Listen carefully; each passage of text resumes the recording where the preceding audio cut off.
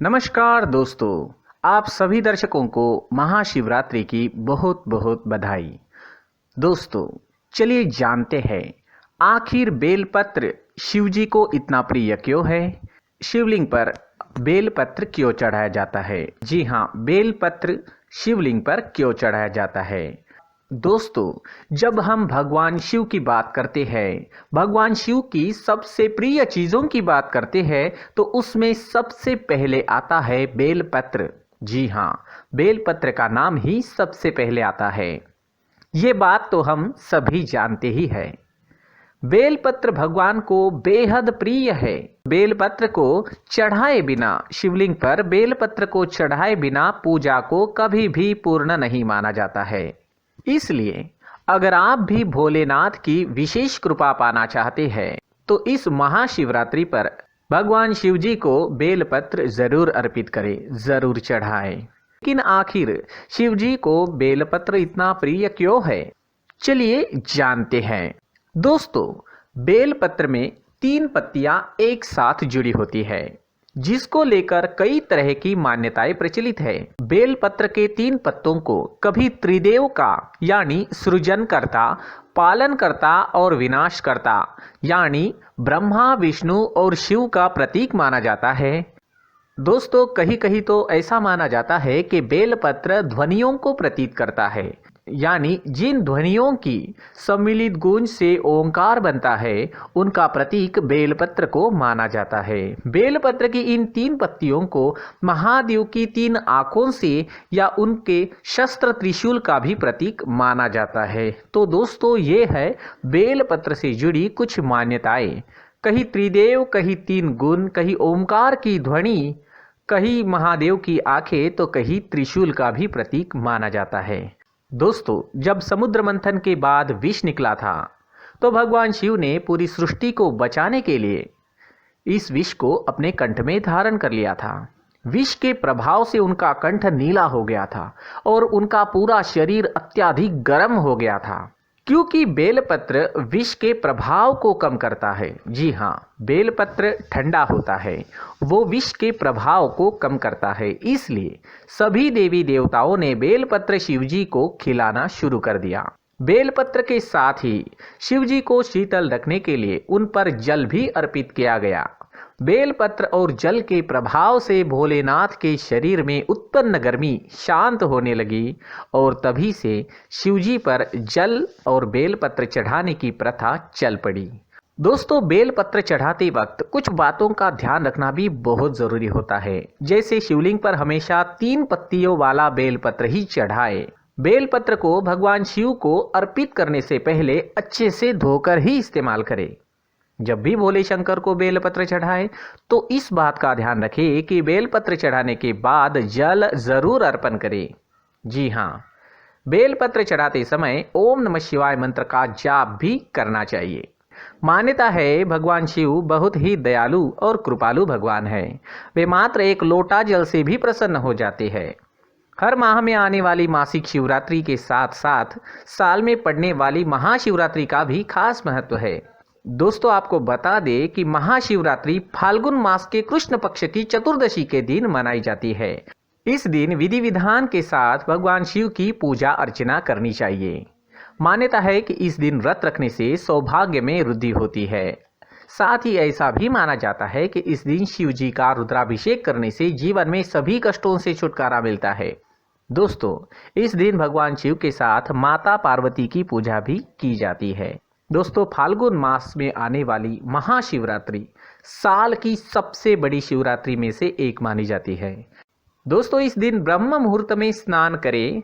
उसके बाद घर के पूजा स्थल पर जल से भरे कलश की स्थापना करें। इसके बाद भगवान शिव और माता पार्वती की मूर्ति की स्थापना करें। फिर अक्षत, पान, सुपारी, रोली, मौली, चंदन, लौंग, इलायची, दूध, दही, शहद, घी, धतूरा, बेलपत्र, कमलगट्टा आदि भगवान को अर्पित करें। तो इस तरह महाशिवरात्रि का पूजन स्टेप बाय स्टेप हमें पूरा करना है और भगवान शिव की कृपा का पात्र बनना है। चलिए दोस्तों, जानते हैं कौन सी वो कथाएं हैं जो महाशिवरात्रि से जुड़ी हैं। चलिए सबसे पहले जानते हैं समुद्र मंथन की महाशिवरात्रि से जुड़ी कथा। दोस्तों, जैसे कि हम सब जानते हैं, समुद्र मंथन अमर अमृत का उत्पादन करने के लिए निश्चित किया गया था, लेकिन इसके साथ हलाहल नामक विष भी पैदा हुआ था। जी हाँ, अमृत के साथ विष भी पैदा हुआ था। हलाहल विष में ब्रह्मांड को नष्ट करने की क्षमता थी और इसलिए केवल भगवान शिव इसे नष्ट कर सकते थे। भगवान शिव ने हलाहल नामक विष को अपने कंठ में रख लिया था। जहर इतना शक्तिशाली था कि भगवान शिव बहुत दर्द से पीड़ित हो उठे थे और उनका गला बहुत नीला हो गया था। इस कारण से भगवान शिव को नीलकंठ के नाम से भी जाना जाता है। उपचार के लिए उस वक्त चिकित्सकों ने देवताओं को भगवान शिव को रात भर जागते रहने की सलाह दी थी।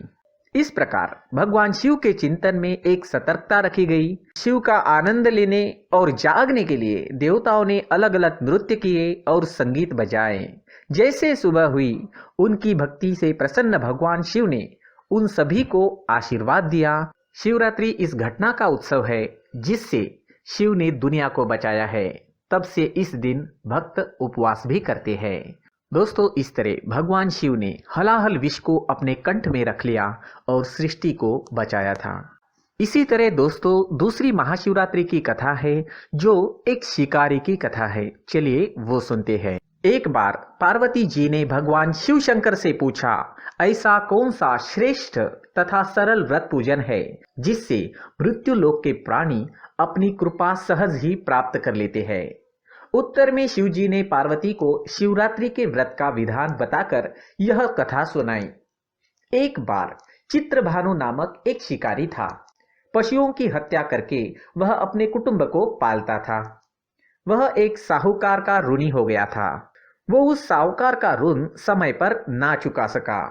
क्रोधित साहूकार ने शिकारी को शिवमठ में बंदी बना लिया। संयोग से उस दिन शिवरात्रि भी थी। शिकारी ध्यान मग्न होकर शिव संबंधी धार्मिक बातें सुनता रहा। चतुर्दशी को उसने शिवरात्रि व्रत की कथा भी सुनी। संध्या होते ही साहूकार ने उसे अपने पास बुलाया और ऋण चुकाने के विषय में बात की। शिकारी अगले दिन सारा ऋण लौटा देने का वचन देकर बंधन से छूट गया। अपनी दिनचर्या की भांति वह जंगल में शिकार के लिए निकल पड़ा, लेकिन दिन भर बंदी गृह में रहने के कारण भूख प्यास से व्याकुल था। शिकार करने के लिए वह एक तालाब के किनारे बेल वृक्ष पर पड़ाव बनाने लगा। जी हाँ, पड़ाव बनाने लगा। बेल वृक्ष के नीचे शिवलिंग था जो बिल्व पत्रों से ढका हुआ था। शिकारी को उसका पता नहीं चला। पड़ाव बनाते समय उसने जो टहनियां तोड़ी वे संयोग से शिवलिंग पर गिरी। इस प्रकार दिन भर भूखे प्यासे शिकारी का व्रत भी हो गया और शिवलिंग पर बेलपत्र भी चढ़ गए। एक पहर रात्रि बीत जाने पर एक मृगी तालाब पर पानी पीने पहुंची। वह गर्भिणी थी। जी हाँ, उसके पेट में गर्भ था। शिकारी ने धनुष पर तीर चढ़ाया और प्रत्यंचा खींची। मृगी बोली, मैं गर्भिणी हूँ, शीघ्र ही प्रसव करूंगी। तुम एक साथ दो जीवों की हत्या करोगे जो ठीक नहीं है।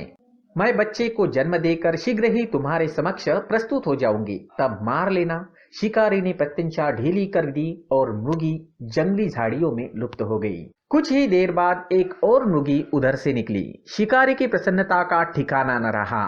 समीप आने पर उसने धनुष पर बाण चढ़ाया। तब उसे देख मृगिनी ने विनम्रता पूर्वक निवेदन किया, हे पारधी, मैं थोड़ी देर पहले ऋतु से निवृत्त हुई हूँ, कामातुर विरहिणी हूँ, अपने प्रिय की खोज में भटक रही हूँ। मैं अपने पति से मिलकर शीघ्र ही तुम्हारे पास लौट आऊंगी।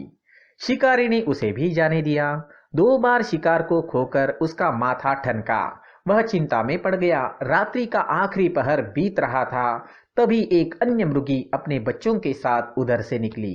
शिकारी के लिए यह स्वर्णिम अवसर था। उसने धनुष पर तीर चढ़ाने में देर नहीं लगाई। वह तीर छोड़ने ही वाला था कि मुर्गी बोली, हे पारधी, मैं इन बच्चों को इनके पिता के हवाले करके लौट आऊंगी। उस समय शिकारी हंसा और बोला, सामने आए शिकार को छोड़ दूं, मैं ऐसा मूर्ख नहीं हूँ। इससे पहले मैं 2 बार अपना शिकार खो चुका हूँ। मेरे बच्चे भूख प्यास से तड़प रहे होंगे। उत्तर में मृगी ने फिर कहा, जैसे तुम्हें अपने बच्चों की ममता सता रही है, ठीक वैसे ही मुझे भी। इसलिए सिर्फ बच्चों के नाम पर मैं थोड़ी देर के लिए जीवन दान मांग रही हूँ। हे पारधी, मेरा विश्वास कर, मैं इन्हें इनके पिता के पास छोड़कर तुरंत लौटने की प्रतिज्ञा करती हूँ। मृगी का दिन स्वर सुनकर शिकारी को उस पर दया आ गई। उसने उस मृगी को भी जाने दिया। शिकार के अभाव में बेल वृक्ष पर बैठा शिकारी बेल पत्र तोड़ तोड़ कर नीचे फेंक रहा था।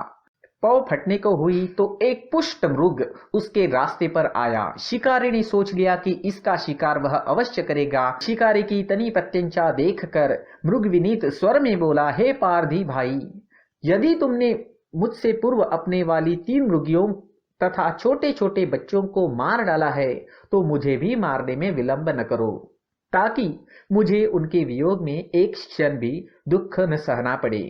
मैं उन मृगियों का पति हूँ। यदि तुमने उन्हें जीवन दान दिया है तो मुझे भी कुछ क्षण का जीवन दान दे दो। यदि तुमने उन्हें जीवन दान दिया है तो मुझे भी कुछ क्षण का जीवन देने की कृपा करो। मैं उनसे मिलकर तुम्हारे समक्ष उपस्थित हो जाऊंगा। मृग की बात सुनते ही शिकारी के सामने पूरी रात का घटनाक्रम घूम गया। उसने सारी कथा मृग को सुना दी।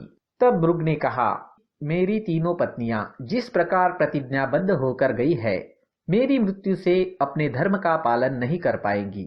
अतः जैसे तुमने उन्हें विश्वास पात्र मानकर छोड़ा है, वैसे ही मुझे भी जाने दो। मैं उन सब के साथ तुम्हारे सामने शीघ्र ही उपस्थित होता हूँ। उपवास, रात्रि जागरण तथा शिवलिंग पर बेलपत्र चढ़ाने से शिकारी का हिंसक हृदय निर्मल हो गया था। उसमें भगवत शक्ति का वास हो गया था। धनुष तथा बाण उसके हाथ से सहज ही छूट गया। भगवान शिव की अनुकंपा से उसका हिंसक हृदय कारुणिक भावों से भर गया। वह अपने अतीत के कर्मों को याद कर कर पश्चाताप की ज्वाला में जलने लगा। थोड़ी ही देर बाद वह मृग सहपरिवार शिकारी के समक्ष उपस्थित हो गया। किंतु जंगली पशुओं की ऐसी सत्यता, सात्विकता एवं सामूहिक प्रेम भावना देखकर शिकारी को बड़ी ग्लानि हुई। उसके नेत्रों से आंसुओं की झड़ी लग गई। उस मृग परिवार को न मार कर शिकारी ने अपने कठोर हृदय को जीव हिंसा से हटा सदा के लिए कोमल एवं दयालु बना दिया। देवलोक से समस्त देव समाज भी इस घटना को देख रहे थे। इस घटना की परिणति होते ही देवी देवताओं ने पुष्प वर्षा की। तब शिकारी तथा मृग परिवार मोक्ष को प्राप्त हुआ। तो दोस्तों, ये है महाशिवरात्रि की कथाएं। पूरी वीडियो देखने के लिए बहुत बहुत धन्यवाद।